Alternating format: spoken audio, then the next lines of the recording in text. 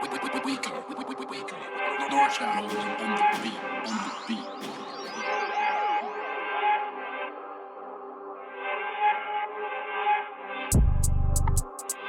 up, everybody? This is Jeff Coventry, coach at Immaculata, as well as the facilitator of the OHSF All-Decade team. We have here another important linebacker up to this list. I'll let him do his self-introduction and take it away. How you doing, my brother? How you doing? Good, yourself? Hi, my name is Alain CIMANKINDA. I played for Franco, Cité, Faucons in Ottawa back in 2011 all the way through to 2013. Perfect. I played running back, D lineman, linebacker, and I was even the kickoff kicker for a while. So as you can see, you're just a man of many talents here, and you don't just get those talents overnight. It takes some time, and that's a great segue into that first question. I was just looking for a reason to be on the field. That's how. Absolutely, that's the only way to do it. You don't want to come off the field in high school. Sure. The best players play.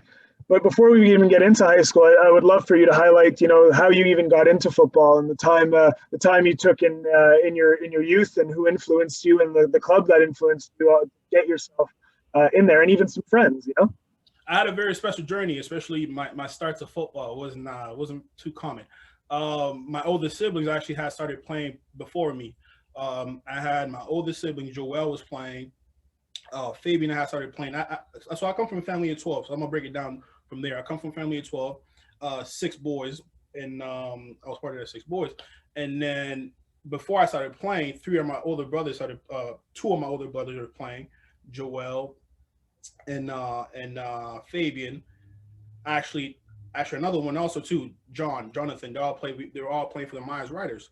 And my little brother at that time had also kicked off, JP.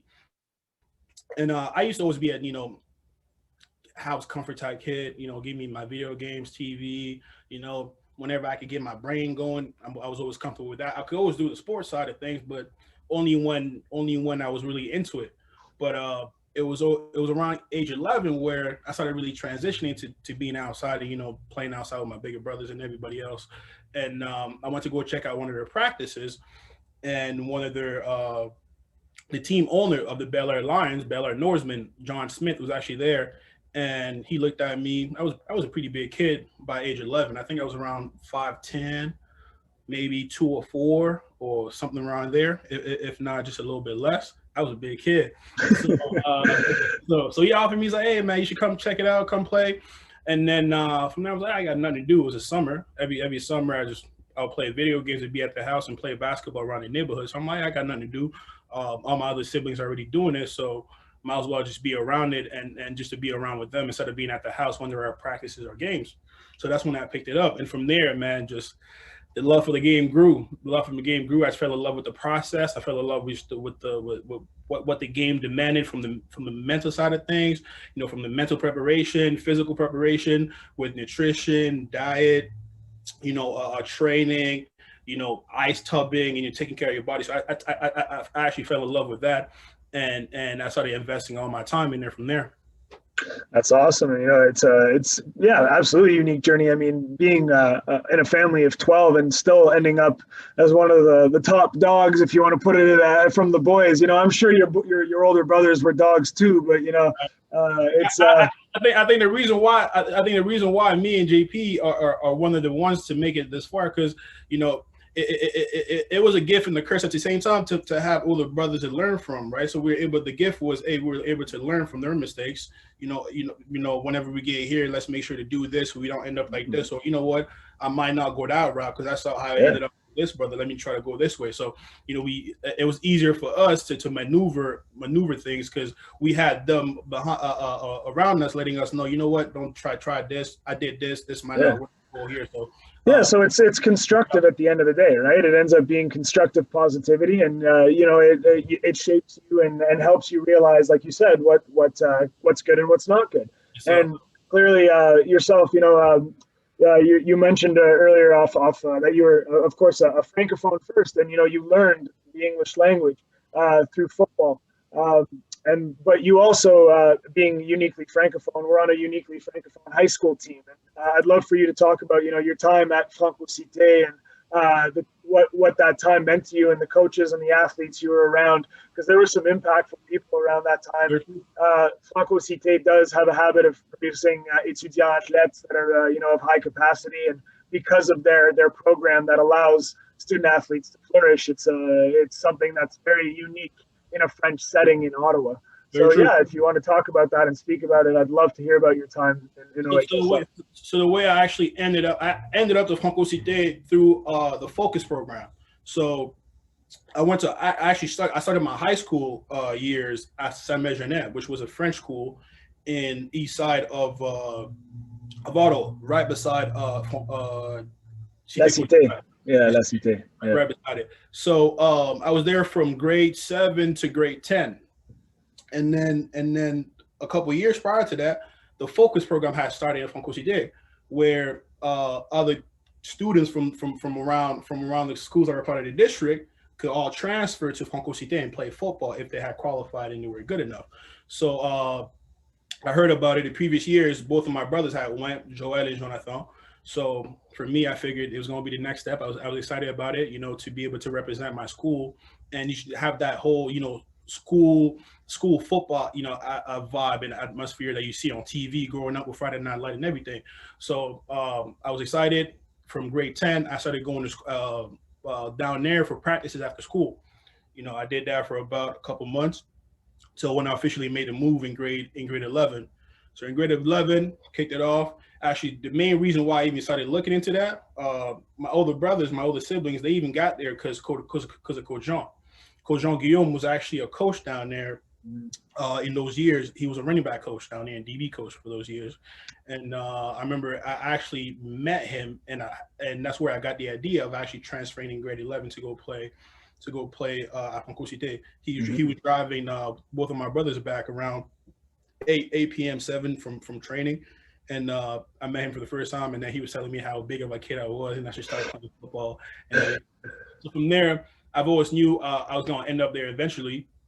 So, but then once I got there in grade 11, I was excited, and then I couldn't really be my own person because I had a name to live up to, because I had both of my brothers that were there, and they were all great players. So it was interesting, just going through that, and how the coaches around treated me, and how they always demanded the most from me because they knew, one, I couldn't achieve, and second,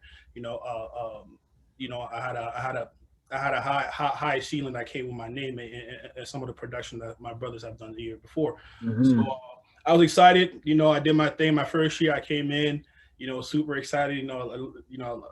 Slightly cocky kid going in there thinking, we all know in high school how you feel like you could get away with everything because you got size over most of the kids. So that was basically me. Came through, was having lots of success on the field, playing running back, D-line man, linebacker, kicker. Even I remember one of our first games against calling it by, even blocked the field goal that game. So it was very exciting. But at that point, just me personally, I started realizing my ego was getting to me. So that was only after my first year. So even like in the locker room, like anything that had to do with football related, whenever I talked to my teammates, I started putting myself above them a bunch of times. And fast forward through the season, I think ended up going to the championship of the what was it, the B Cup? No, it was a double A, right? It was a triple A. Yes. So they had an A and it's not a B Cup. It would be it'd be triple A OFSA and then double A OFSA as well. I think we ended up qualifying for the double A championship where we ended up facing Sir Will, talking about Jackson. Yeah. Oh boy, something else. Talking about Jackson. He's the reason why we lost. Man, we were the Seahawks. We was the Seattle Seahawks before the Seattle Seahawks, man. Like, I'm gonna tell you how that game went. I think we was down like 2 points or some crazy thing like that, man. In the championship game, I need PN Sportsplex. I'm the running back, so I'm toting that. I'm doing fairly well the whole game. So I think there's about between 5 to 3 minutes left in the fourth quarter. We got the ball on the 50-yard line. We get a few rushes because that day our passing game wasn't it. I know you're right receiver, but you know how coaches be trying to force it even though there's nothing. That was the case. So the whole day, man, nothing was going on with our passing game, and then but we ended up getting a few lucky plays and a few big runs. We get, I think, to the 5-yard line. It was first down at the 5-yard line. The first play, it's a run. I get the ball. They give me the ball. I drop on the 1-yard line or 2-yard line, something like that. Second play, I'm thinking, I bet, man, they're just gonna give me that ball again. You know, we in high school. I'm probably the biggest guy here. I can just walk in there. All I need is 1 yard. We get in the huddle. All right, what's the play we got? Our QB goes, all right, this is a pass play. Y'all look at each other. What you mean? And then the crazy thing, like, I love our QB. He was a great dude, man. I have mad love for him. But you know, he wasn't really that dude when it came to crunch time. But I love dude, man. Great guy. So that's why in the huddle, everybody was just like, we passing the ball. I'm not cool. I trust coach, man. I gotta be doing, man. Hey, man, y'all gonna handle y'all job, man. Y'all gonna do your thing. So we go out there. QB hustle the ball. I do my thing. Start blocking. Look to the left. Ball leaves his hand. Boom, picked off. I said, no way. You gotta be kidding. Nah, man. Yeah. No way we gonna end like this. Nah, man. So the whole thing got to me. I was hella sad right after the game and everything. And then from there, I'm like, you know what? I don't know how I feel, man. Like to end like that, to end the season like that, for me, it really got to me. It got to our whole team, you know? Mm-hmm. And then so the fact that I had taken a focus program and I was strictly there for football. And, you know, I'm going to be honest with y'all right now. I ain't going to lie. Around that time, I wasn't really doing so good in school. I was strictly focusing on football. I was playing 2 seasons. I was actually playing 2 seasons that same year. While I was playing for my city, my high school team, I was also playing for my city team, the Nepean Redskins. Mm-hmm. I was playing for both teams at the same time. So you know, it was taking a lot of my time. And I wasn't really feeling all that. And also talking with Coach John at the time, because, you know, at that point we knew already what I could do on the field. We knew already my ceiling, my potential. So we wanted to make sure the school side of thing was taken care of so that, you know, I didn't end up in situations like, you know, some of my older siblings, I had to go, you know, different places before they could make it to university because, you know, they didn't really have the grades to make it in there right away. Mm-hmm. So I went a different route than most kids, right? Especially at my age at that time. You know, I don't think many kids would have made the decision I made, but I felt comfortable doing it because, like I said, I was playing 2 seasons at the same time. So my grade 12 year, I said, you know what? I've seen it happen to a bunch of my boys. I've seen it happen to my to my brothers. I've seen it happen to some of my friends, people I cared about that had the talent to go play next level, but they could never get that chance because they didn't have the grades to get into, you know, certain schools. So I'm like, you know what? I ain't gonna risk being that dude. Instead of playing 2 seasons my last year, I'm gonna play city ball, and just for school, focus strictly on school and make sure I got the grades to do everything right. Yeah. That's what I did. I went in. But the whole time, I was still a part of the team. I was still around the guys, helping out the guys, coming around, coaching the guys, giving them the pointers here and there. But I still want to risk, you know, being 2% or, you know, a couple percentage away from being able to get into my next school. Mm-hmm. So I dialed in, did my thing, and then from there, I got invited actually to the All-Star game because you usually come to the previous year, right? Was it that same year or was it the following? It would have been the same year. So you would have been happening in the spring. Yeah. So yeah, it was then. I remember it was then. That was also another awesome experience where I got to see, you know, how many ballers Ottawa had, and actually got to, you know, lace up and be on the field at the same time as all these other Ottawa greats. I remember, man, I'm gonna show you. I got pictures.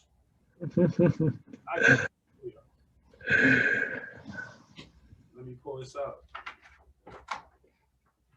See, I remember I still got the All-Star picture right here. We had a next level roster. Mm-hmm. We had some in this picture right here. We had Neville's 54.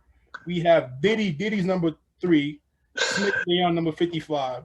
We just have way too many ballers around here. Yeah, there's some players, and yeah, that's for a high school all-star team. That's it goes to show you how many of those guys are playing university and gone on to even, you know, D1 and then even the pros. So it's there's some talent here in this city, absolutely, that have gone through. That was only one side of the ball, man. So the All-Star game was very awesome for me because I got to experience, you know, seeing how it feels to actually play with top competition. Mm-hmm. and top athletes. and just seeing how other great athletes work, what's their work ethic, how do they go about practicing, what's their mindset at practice, what type of techniques they're focusing, and all that stuff. So I got to also compare my game to other folks, and also add to my game, picking up. All right, I like what he does. Oh, he's really good at that move. Let me add it on my list. So that made me a better player that way. And then come game time, man, I did my thing. I was lucky enough to win the red defensive player of the game, the All-Star game. That was awesome. But I think we ended up losing it though. But still, I did my thing though. We dealt with them boys properly. But yeah, that was about it. That was about my whole university career. University, high school. We haven't even scratched the surface of university yet, and that's its own set of stories. That you again, you want to talk about unique journeys. Talk to me about that recruiting process. Heading in from Franco, Cité, and as well as sharing some love with club ball, going into the institute, and then Champlain, and then all of that stuff. Talk to me about that journey for you. What's so unique, and what happened there? So from there, like I said, so in order for the next few to make sense, you got to understand the type of person I was at that time. Like I said, I was willing to sacrifice playing football to focus into my academics to be able to make it far. So at that time, I was strictly academic in football, because I understood my goal was to make it far in football, and to be able to make it far in football, I needed school. So for me, those two were interchangeable, right? My commitment that I had with football had to be the same commitment for school. So that's kind of how I went about it. So from there, I was being recruited by Ottawa U and Carleton for a while since grade 10. And then by grade 12, I decided to commit with Ottawa U because my older brother had went there, Fabian, he had went there, played D tackle. So I figured, you know what, I come out there, do my thing too. They also had a great D-line at the time named Ettore Latanzio. Yeah. That dude was something else, especially at the time. Him and I had similar playing style and, similar measurables too. So I was willing to go out there and want to learn from him, so that whenever he steps out, I could kind of replace him and grow into being my own. So I decided to commit with them, but there was a financial support side of thing that I was promised, where because of my financial situation and what I was going through with my family, it was only going to make sense for me to go there if I was able to get a certain level of financial support to make it easy on me, so I don't have absolutely. Yeah, and as we all know, university ain't free, so you gotta pay the bills, right? And regardless of if you choose to stay home or go away, there's an economic factor there. And yes, absolutely, your situation is definitely a little different. So I was willing to make the move. I had actually committed. I think it was around April. Around April, I commit. Everything went well, and then, getting closer to the summer, just the things started switching up, changing, based on the numbers, and I didn't really feel comfortable anymore based on the promises I were made prior. I didn't want to get into a situation where I go to the school and then I'm locked in there, and now I got to wait another year to go play somewhere else, or all that. I didn't want to deal with that. So just talking to my coach, my high school coach, Coach John, trying to figure out what was next for me. He said, how do you feel about going to play in CIMANKINDA in Quebec? Because him being from Montreal, he had done it. He went through it, and then he sent a lot of players down there too that had the opportunity to play CIMANKINDA ball. And he said, for you, it could be a great situation. You'll have that year off, and then figure out what other team you want to go play for. Mm-hmm. So at the time, I also had Laval recruiting me. I was actually talking to Coach Spyro at the time and everything. So I figured, it makes sense. I'll do that. I actually didn't even know where Champlain Lennoxville was. No idea. I didn't even know where it was. I didn't even know what a CJUP was. But I commit. So here's the timeline. I commit to Ottawa U around April. I think I decommit around June. End of June, I get a phone call from Coach Jonka, who was the head coach at Champlain, telling me, "Hey, we love you, Tate. We've seen the type of player you are. We want you to come here." And I'm like, all right, I get on a phone call with Coach John. We figure everything out. Mm-hmm. Everything makes sense. Because so the reason why we went through with that move, because in grade 11, I went to a visit to Vanier College. Mm-hmm. So I kind of knew what it was about. But then I was like, I know Vanier. I don't know where it's Lennoxville, Champlain. I don't know that.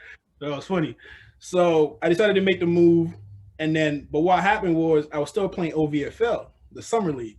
Mm-hmm. The summer league, that was the second year of our back-to-back championship years.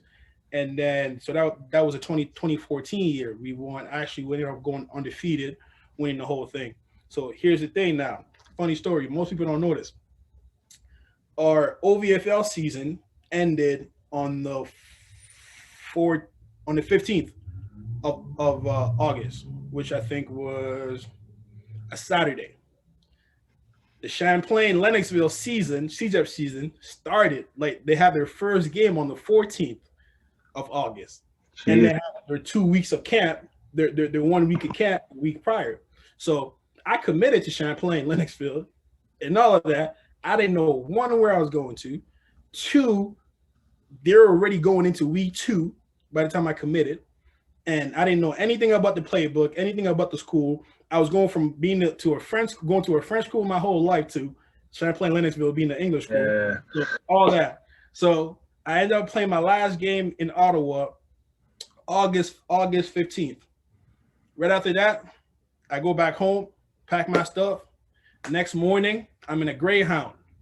Next morning, when I'm in a Greyhound heading to Sherbrooke. I don't even know. Man. All I know is it's in Quebec. Yeah, indeed it is. Yeah, as someone who's gone to Bishops and is in Lennoxville, I know exactly what you mean. The first time you go, you kind of just go, "Where is this place?" Yeah. You, man. And then I get there. Yeah. I get at the bus station. Someone comes picks me up, and I'm like, just from what was in the car. It ended up being actually a Sunday, and what they had out down there, since it was a CJEP, and they had a residence party. So I arrived there on a Sunday. Some guys from the team come pick me up. The car's already full of liquor and everything. I actually end up going to the residence party where I actually met my head coach.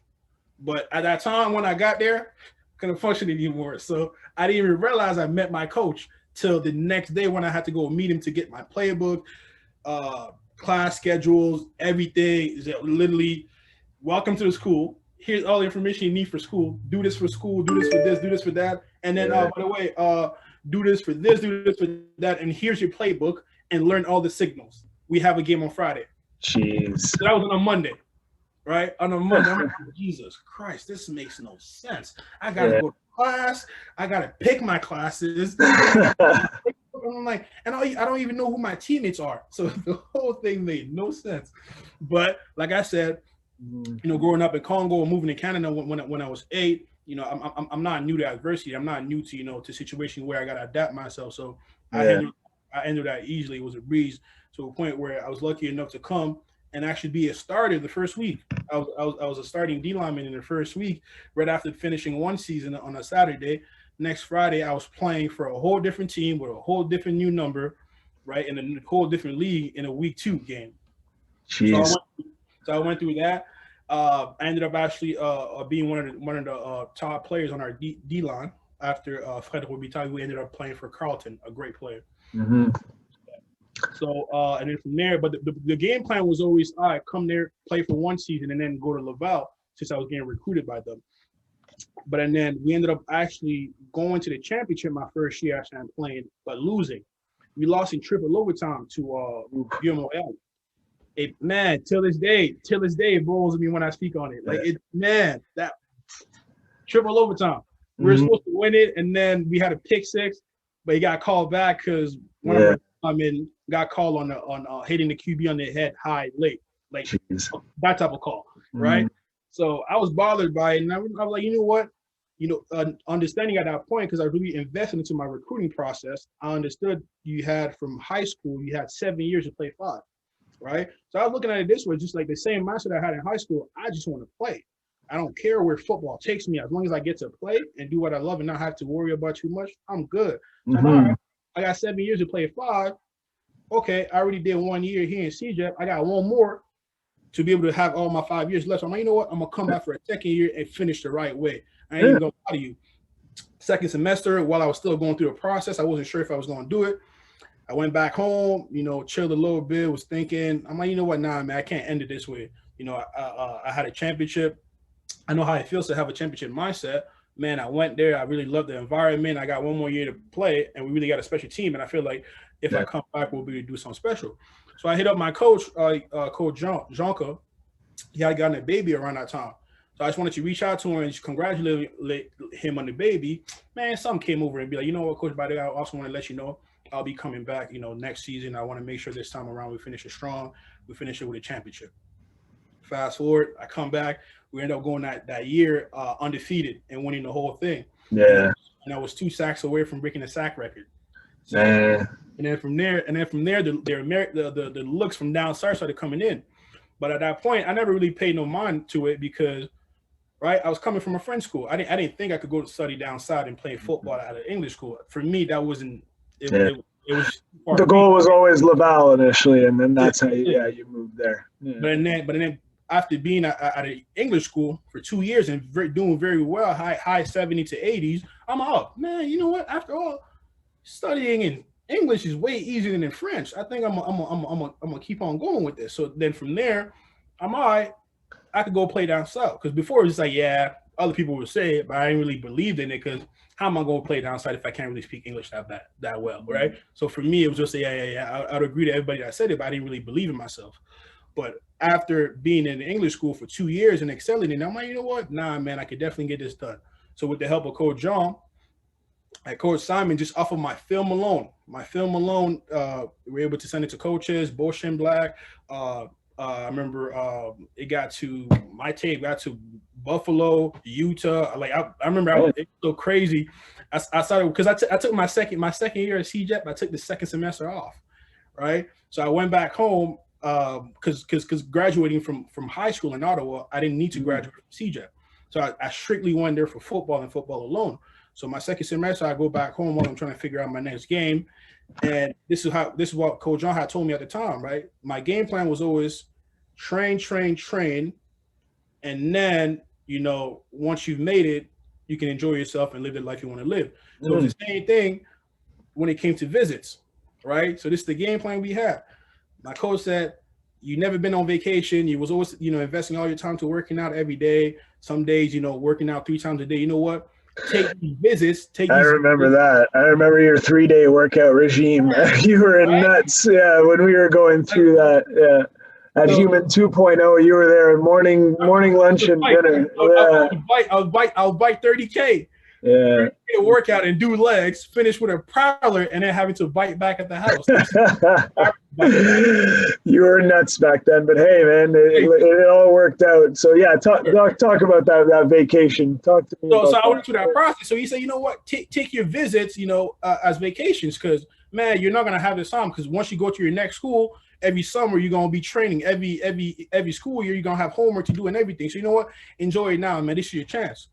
So I looked at it, I said, you don't got to tell me that twice. I took 21 visits. I took 21 visits to 21 Canadian schools. I mean, whose fault is it? Not mine. And that's probably why U Sports implemented the rule. It's the LA CIMANKINDA rule. Yeah, no more 21 visits. Yeah, you get 5 now. Yeah. I was in my last 5 at ConU. And then talking to the coach at ConU, he brought it up. I didn't even know. He's like, I think they put that rule because of you. Now they're saying that starting from next year, maximum 5 visits, and you can't go to the same spot twice. Because I had went to Western twice, Ottawa U, God knows how many times, Carleton like 3-4 times, Sherbrooke. I had went anywhere, right? Everywhere. For me, it was like, oh, cool, y'all want to, and for me at the same time, my process with it was, you know what, my parents has always taught me to, be objective and open-minded. Yeah. Who am I to say no to a team before I even give them a chance? No, and you're within your rights to take those visits at the time, like understanding that, I need to learn everything I need to know about that school. And back then, with the rules allowing it, why not take those visits, right? So I did my thing with them. So, and then doing all that, and then going through the clearinghouse, I actually ended up having a scholarship to North Dakota. So here, actually, this is how I learned about the scholarship in North Dakota. I was actually in Calgary. Calgary flew me in, and while I was there visiting, I got the call from the DC, from the defensive coordinator from North Dakota. He said, "You know what? We loved your film. We love everything about you.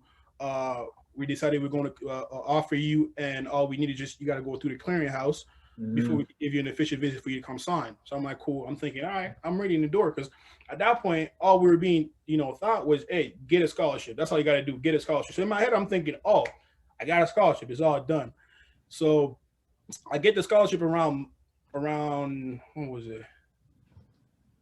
Around February. I get the scholarship, and then we go through the clearinghouse. I send them all my information. I end up learning I'm 2 credits shy.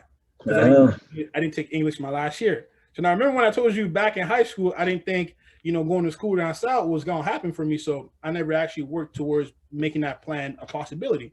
So in French high school, in grade 12, you can either pick French or English, but only French is mandatory depending on the language of your school. So understanding pathways is important, and obviously back then nobody was there to really guide you through it, but understanding a pathway and knowing the journey to get to the NCAA is one of those things you do need to learn about as you're going through. So it's a great lesson, actually. You're telling us about understanding what's necessary to get to the NCAA clearinghouse, right? Yeah. See, and if I knew that earlier, man, that's one thing, one class, the way I got to put in the work, and then it's right. We're talking about a whole different story. But the way God had it, that wasn't part of my plan. I had to go a different route.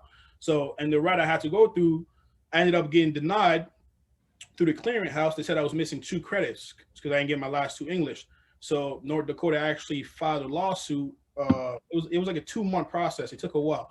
They filed a lawsuit just to get them to disregard those 2 credits I was missing because of my situation, being a French student that was coming into an English school and everything. Yeah, of course. It ended up not going into our favor. Wow. I'm surprised, to be honest, but I guess the NCAA has very strict legislations at that point, right? It's very weird. I remember what they told me was their answer ended up being you could go to a D2 and get a scholarship right away, but you can't do that with a D1. If you go to a D1, you're going to have to redshirt and not play for a year, and then you'll be eligible for a scholarship the following year.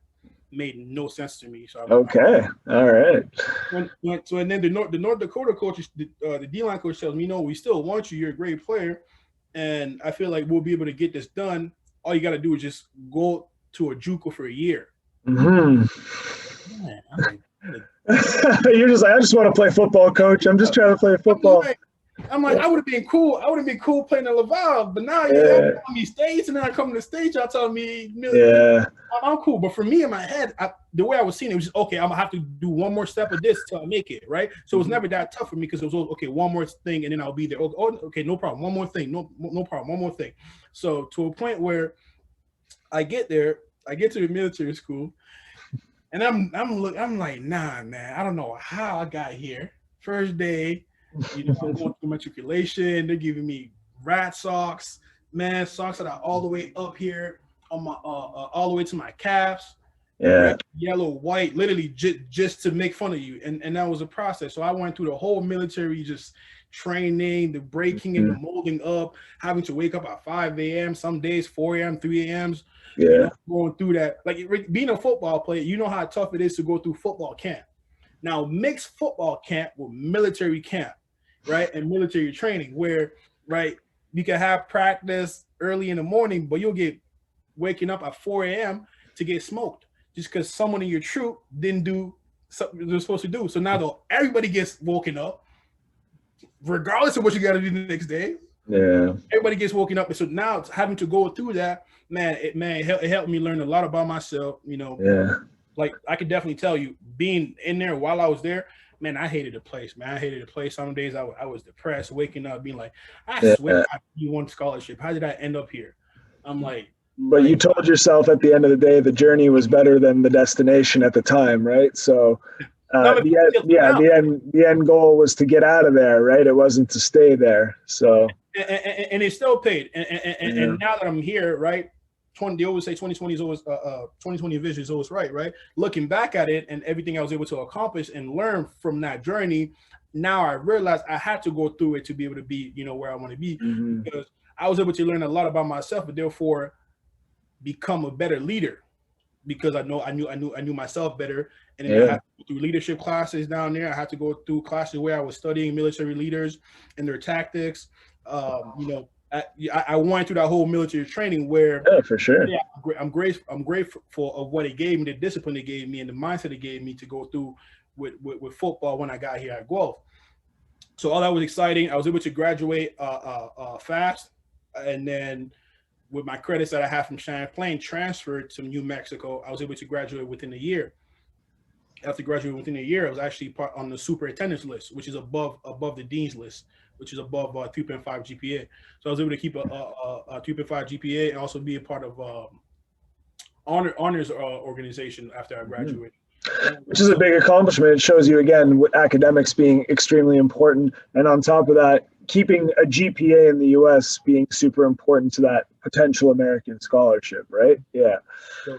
So I invested in that, and then from there, I was supposed to hit up North Dakota and get my D1 scholarship at that point, because they were the only reason why I went to New Mexico. They're the one that told me go down there, be there for a year. After you graduate, you'll be able to make it.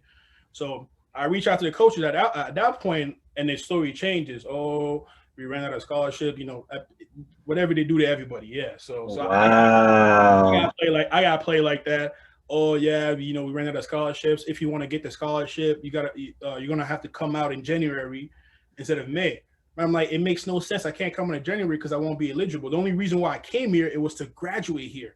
So I can't come in January because I won't be eligible. The only reason I can be eligible is by graduating, which is only in May.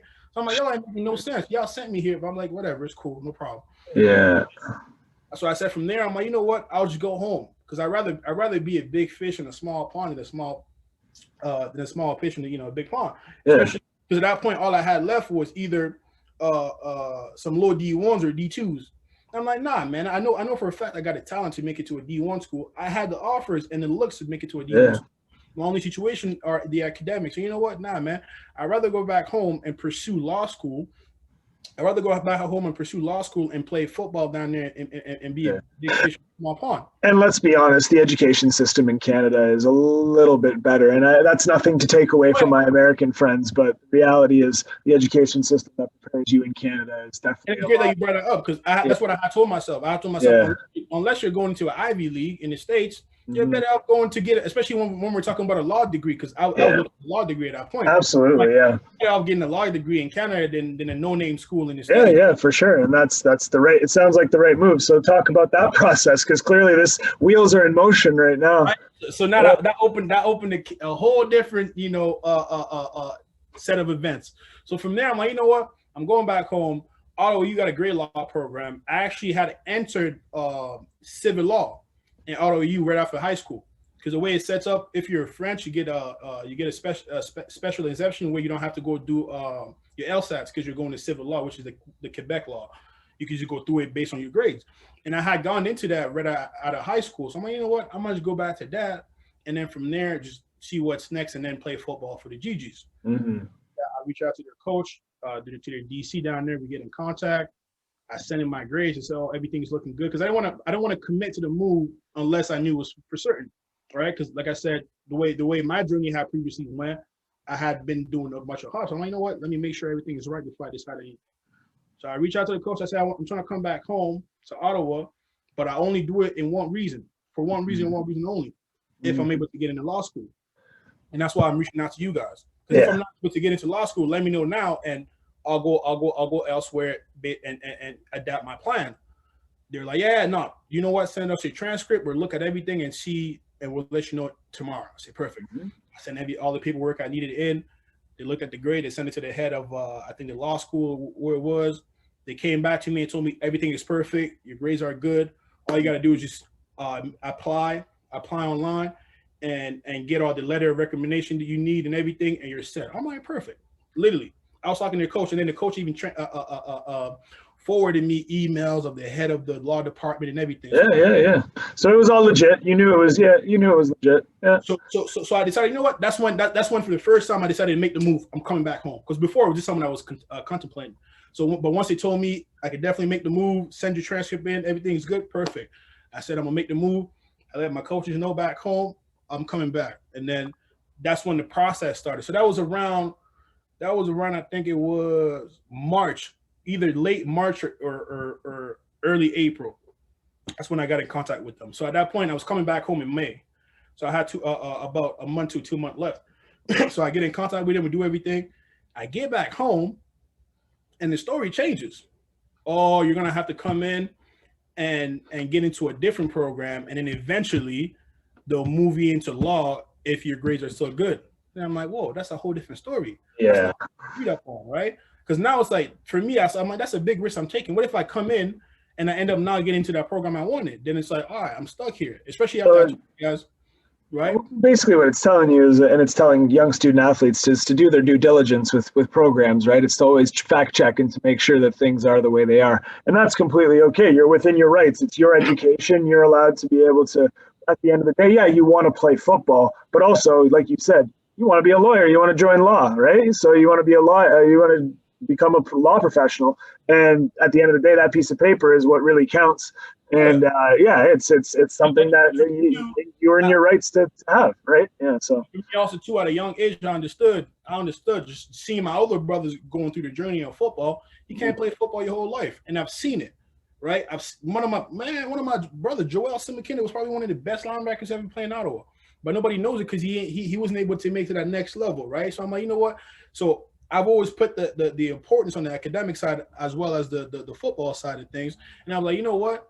I ain't gonna be just a football player if I go to Ottawa U. I'm gonna be a person. I'm gonna be a student. I want to make sure that, hey, my financials are good, everything is good. And then I wasn't feeling comfortable that, you know, what I was told wasn't what I got once I got back home. Yeah. You know what? No problem, man. I still got love for y'all. It's not like we ended in a bad term. You said, you know what? It's not what I was looking for. I appreciate y'all. And then, you know what? I'm gonna go look elsewhere. And for them, it was, you know, we appreciate you for giving us the chance. We're sorry that, you know, things changed. We weren't able to make it happen. But if ever there's a chance, let us know. So now that's the second time I'm getting recruited by Ottawa U, right? Just to see, but that speaks to my character. For a guy who had his sights set on Ottawa U, things never really ended up at Ottawa U. It's right, pretty crazy story. Yeah, but also speaks to where I actually went, right? Because whenever I was going through the school, the recruiting process, I was never rude to anybody because I understood, man, people get fired, people get hired, right? You might go to the league and get hired by a coach that you disrespected when you were getting recruited in high school, and now it ruins it for you. So for me, it was I was always transparent. I never hid anything. It was always, if I do come to your school, it's going to be for these reasons. If I don't, it's going to be for these reasons. And every time I dealt with a coach, I called them directly. And when I made my decision to either go there or not go there, I called them personally first, and then till I made anything else. So just to show you, that's how our relationship was. That ended properly, and then at that point, my CJ coach, Coach Jonka, had gotten a job to Guelph. He had gotten a job to Guelph, and he was our new OC. I remember that move. Yeah. Right. So, and that was right at the time when I got back home. And then once it fell out with Carl with Ottawa U, Coach Jean, because he was still in contact with Coach Jonka through sending players to CJ, told Coach Jonka about it. And then Coach Jonka said, you know, I'm here at a great spot financially. We're in a good situation, you know, to make him an offer that's going to, you know, be worth his while. You know what? Let him know. We'll get in contact. So he reaches out to me. So now we in May. He reaches out to me. He's like, you know what? I'm a new OC at this new school. You know, come check it out. I just got here, but you know what? Knowing your situation from before, right, and the way he took care of me, man, I said, say no more. If you're there, and I know the type of person you are from the experience that I had with you and how you held it down for me and had my back, say no more. All I need is your word that situation is good, and I'll come. He said, don't worry, the situation is good. Come in. So I come in. I give the school a chance. I didn't even know where Guelph was. Oh, God. I thought it was before Toronto. I ended up being after Toronto. Here, I thought it was a farm. My first visit, they brought me. I was visiting horses, you know, man, it was just funny, but I enjoyed the whole process. It was fun, right? And then from there, my first game, I ended up having a great year. Started my first game with 4.5 sacks against Ottawa U. You know, that was awesome too. And then, you know, I went through my first year. I think for the first 4 weeks, I led the league in sacks, and I was on pace from breaking the sack record till I got hurt. Yeah, I remember that. Yeah, that was so you got injured that year. That was high ankle sprain. Oh no.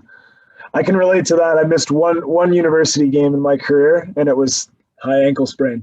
You want to for me? Yeah. I missed that one game, and off of that one injury, I missed a full game, the Waterloo game. But now I'm only 2 sacks away.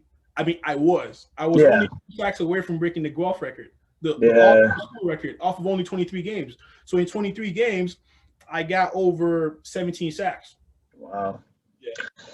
That's an unbelievable stat there for university. That's crazy. And obviously, you know, going forward with that, you can even translate that into, you know, your success at Guelph, your continued success.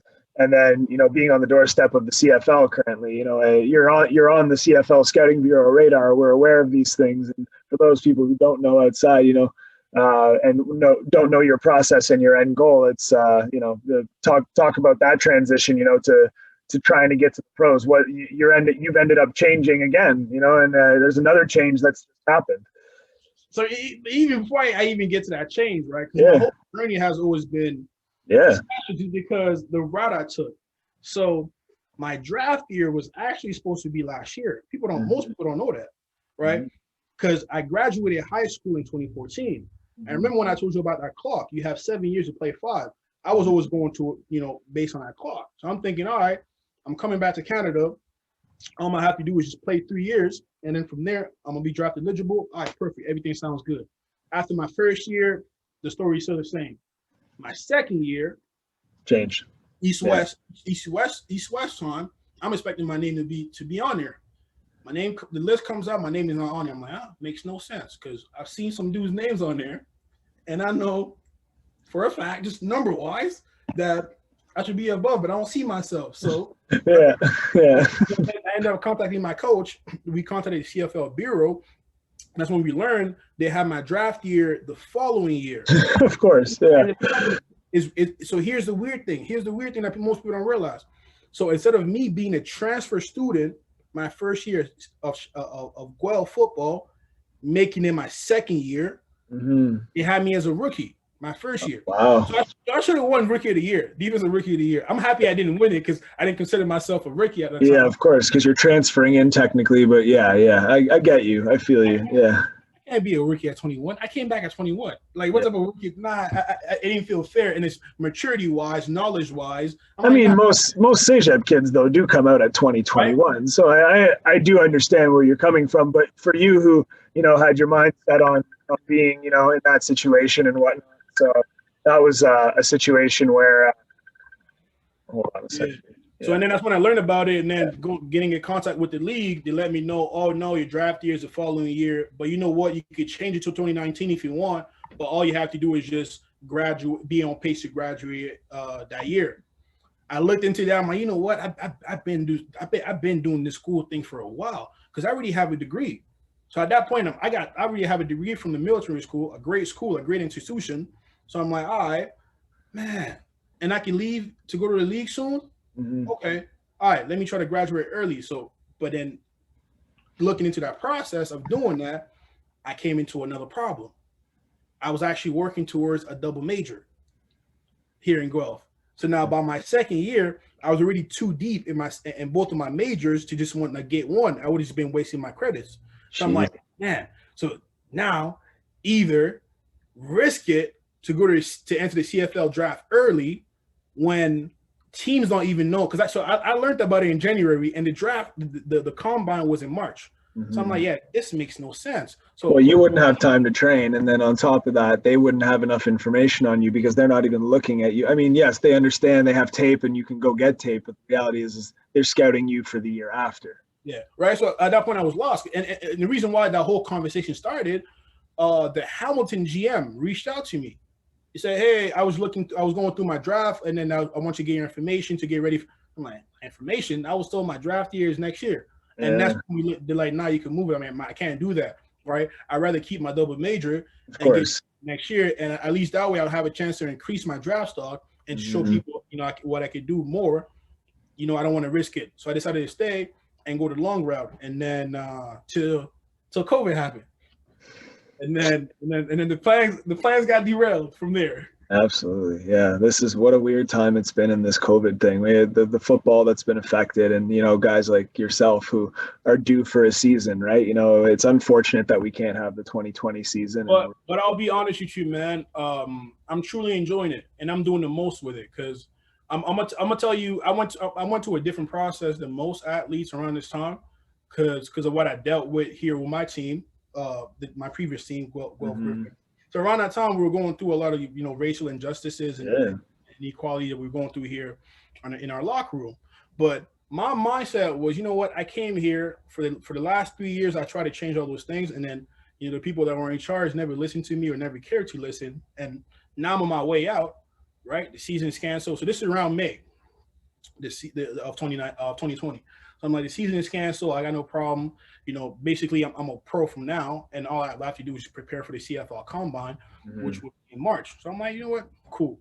But and then our teammates were going through, a lot of stuff, with the Black Lives Matter movement that stemmed from the killing of my Aubrey and the other fellow. Mhm. Got them. They were going through some stuff and they didn't even know how to deal with it. And then already the way our locker room was set up here, it wasn't set up on love, right? It was set up on, hey, do your job. I'm a coach. The food on my family's table is relied upon your work. So do your thing. If you don't like it, here go something. That type of thing, right?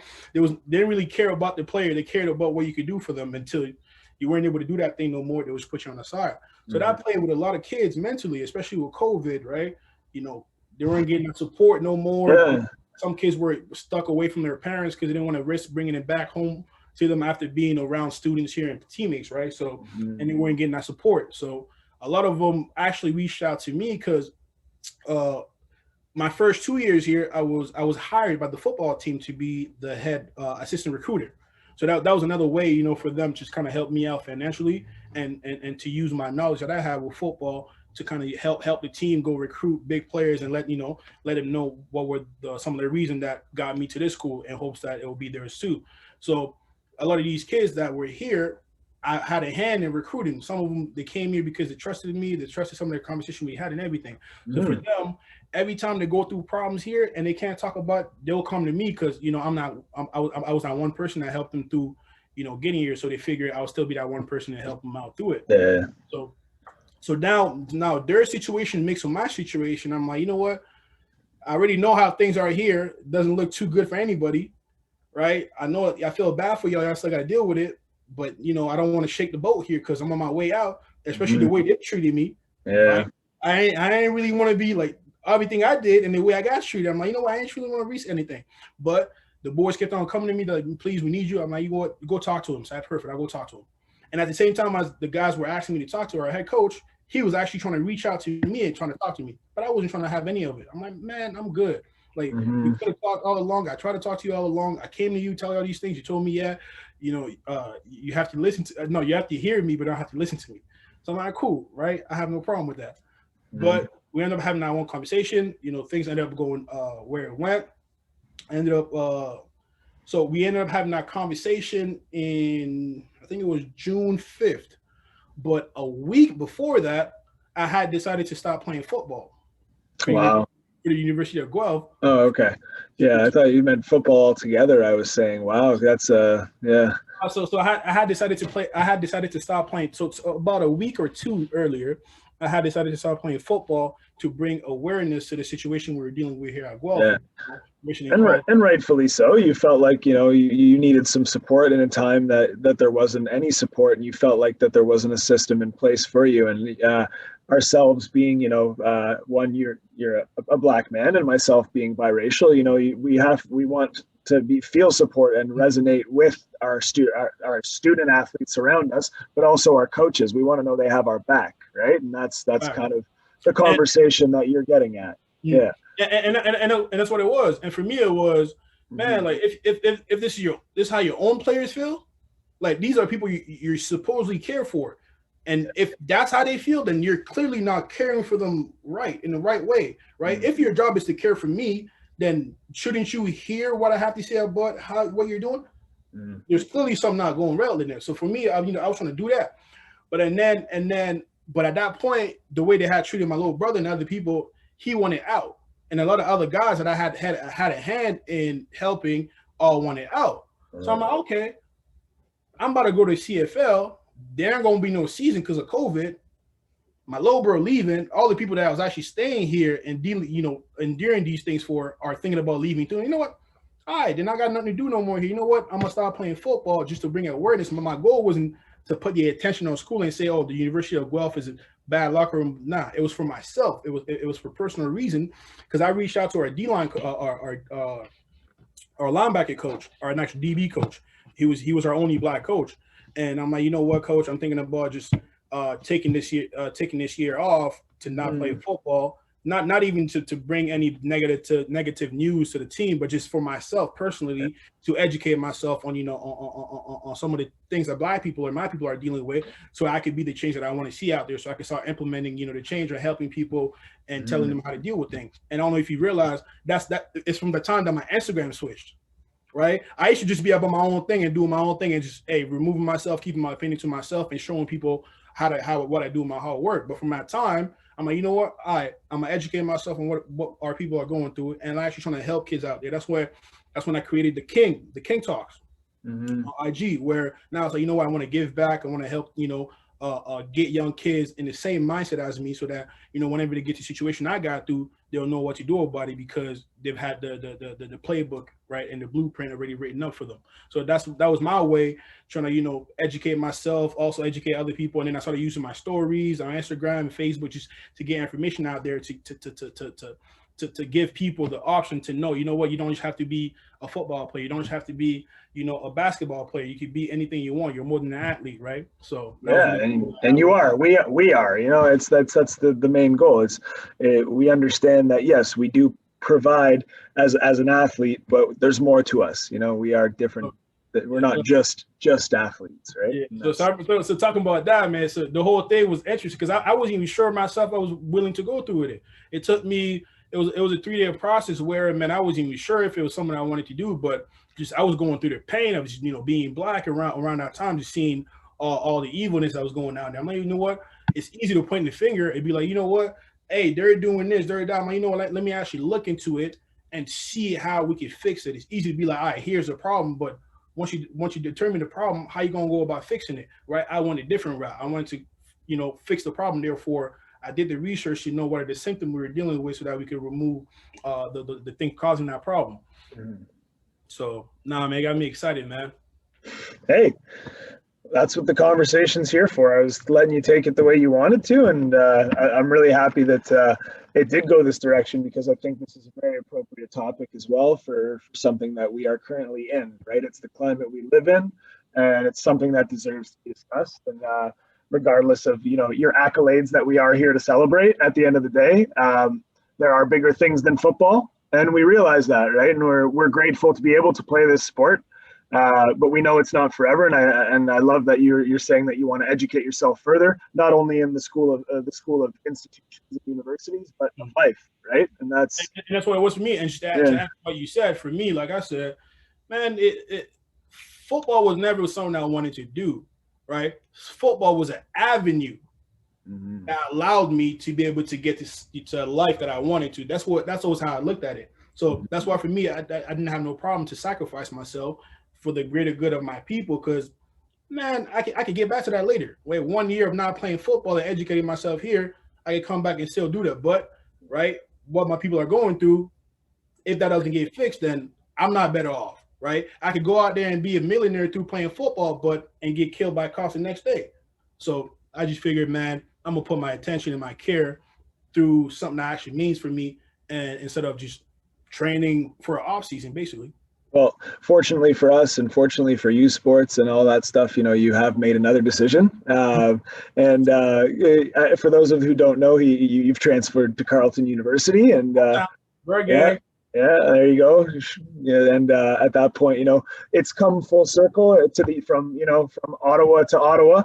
And for I'm sure all your high school friends are really loving that one, and all your old high school teammates are probably going to come, rock that Bird gang, and maybe there are some teammates there on Carleton that you perhaps. Oh yeah. And that was the thing. So the cool thing about Carleton, it just happened. It just happened. It wasn't even something that was planned. It just happened. So while I was going through what I was going through here with Guelph, I got a bunch of homies from Carlton, just playing, training with Joey back home. Just the way Ottawa is, man. Everybody that plays ball, we're closely linked. If I know you play ball for this team and you're from Ottawa, wherever I see you, we gonna talk because hey, we got an Ottawa love, we got a hometown love.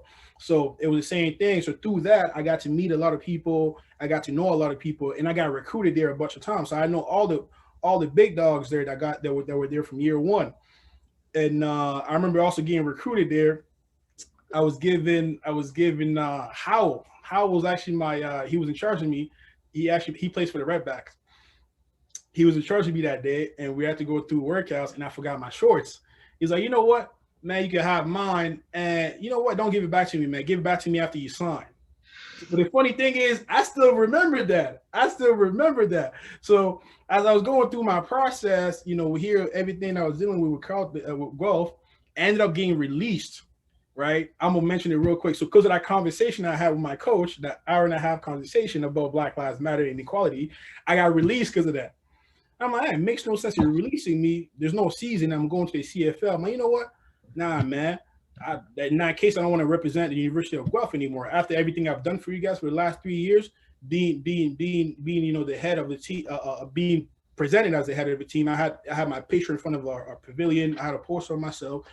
They were posting about me on social media every time, you know, articles about me talking about how great of a leader I was and how great of a player I was. I mean, you know what? I felt betrayed. And I'm like, you know what? No way, man. No way I'm going to represent the school, this program at the combine. So my sole purpose at first, I mean, I just want to get out of here because I don't want to represent for a combine. And at the time, people knowing that I was released from the team, that's when Carlton reached out to me, and it was on some genuine stuff. It wasn't even to trying to make a play right away. Coach Samara reached out to me just to know first and foremost how I felt like a Black man, as a student, as a football player, and everything. And then from there, from that care, him asking me questions to see how I was going, and then, you know, talking about my situation and what I wanted to do in the next couple of months. That's when, you know, he offered to go down there. For me, it was a no-brainer because, like I said, he'd been recruiting me since I was in grade 10. Him and I always had mad love. We had a great relationship, but it's just because the financial situation that I was going through at the time didn't make Carlton possible. So I looked at it now. I'm like, yeah, no way. I got no excuses now. You know, hopefully, I get into education, the education master's down there. So that's my plan now. Going back home, I figured I got one more year of school, football, right? So there's a chance where I'm gonna have to be in school, so might as well continue taking advantage of it. At least having football cover outside of my tuition while I work towards my my teaching degree.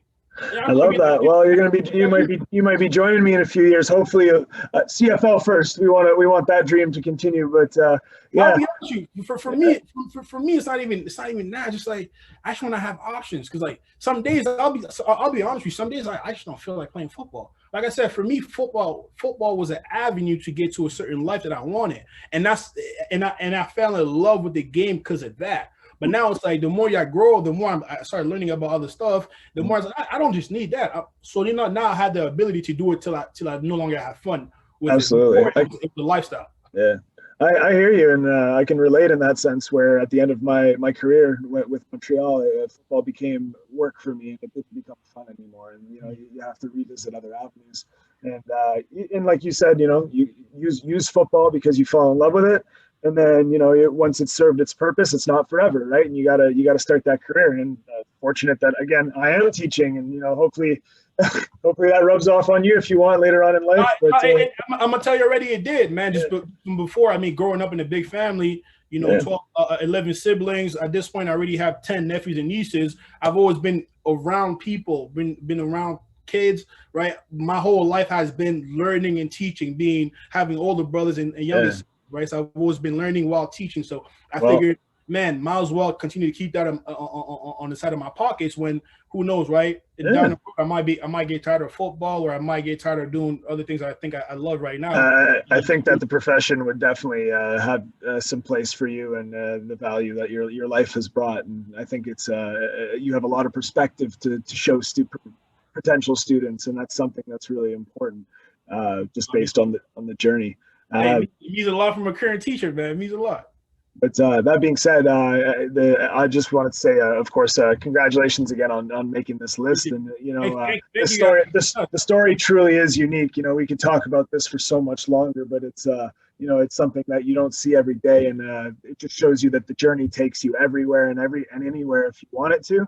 But it also shows you that your education is important, and it's also there are bigger things than football, like the lives of our Black brothers and sisters, and the BIPOC community, as well as understanding that coaches don't just have to talk about it; they got to be about it at the end of the day. And that's why I also want to let my youngest know. Yeah. Man, don't get caught up in the flashy stuff. Don't get caught up in what looks good. Just like I did, the difference maker in my journey and most was I placed the focus on the process. Right, it didn't matter so much of what I was doing, as long as I was doing it towards football. It didn't matter for me if I was watching film for 3 hours a day, because I knew those film that I was watching would help me get towards my goal of being a better football player and playing football. Same thing for school. When I had those assignments I didn't want to do, I knew I was doing it for a reason, so I could maintain my scholarship, so that I could keep on getting the money that helped me, reduce the stress, so I can focus on football. So like I said, focus on the process, man. Don't worry about where you at. Put your head down, work, and trust me, man, after 7 years, you're going to bring your head up and realize you're where I'm at right now. Well, Alain, I think on that note, I think that's the perfect way to end this talk, and I really appreciate your time. That was an amazing interview, and congratulations and welcome to the All-Decade team. It's a very deserved honor, and it means a lot. Coach Boisvert, really stuck up for you on that one, and clearly that's my guy, man. He's actually the reason why I wanted to go to Laval. Because he used to tell me that about every time. So, well, thank you again, Alain. I really appreciate your time. All the best. This is Jeff Coventry signing off, and this is Alain CIMANKINDA, All-Decade linebacker. All right, brother. Take care, man.